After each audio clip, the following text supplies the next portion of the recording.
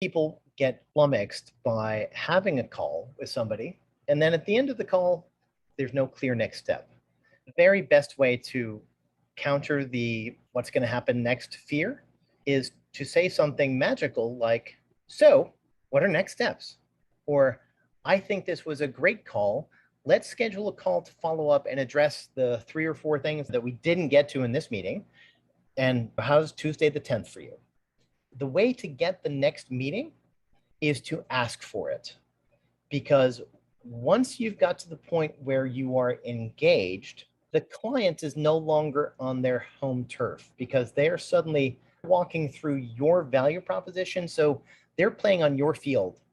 You've got to be the leader to get them to where you want them to go.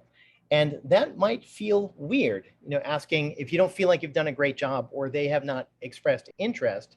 You can think of asking for that next meeting as a trial close, because if they don't say, yes, that's a great idea, or they don't commit to the next meeting, there probably isn't going to be one.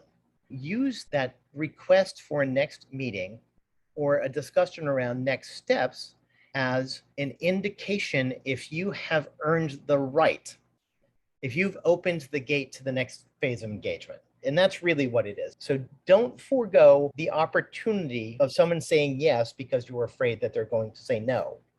Because if they say no, you know what? That's kind of awesome, because you don't have to think about them anymore and you can move on to the next person who's going to say yes.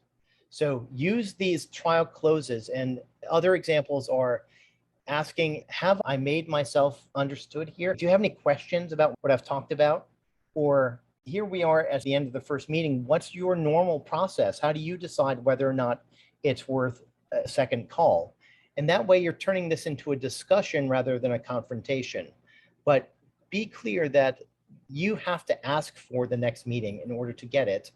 And if it's not granted, then you as a professional have to understand, yeah, I didn't do all the work I needed to do here in order to earn that next meeting. And so you need to go back and reevaluate exactly how you approach that and where the potential missed steps might be. It's completely okay after a week or two or three to reach back to your prospect and say, hey, I thought we were headed down the right path. Can you tell me why we didn't have that second meeting? No sour grapes. Really just want to know how I can improve my process.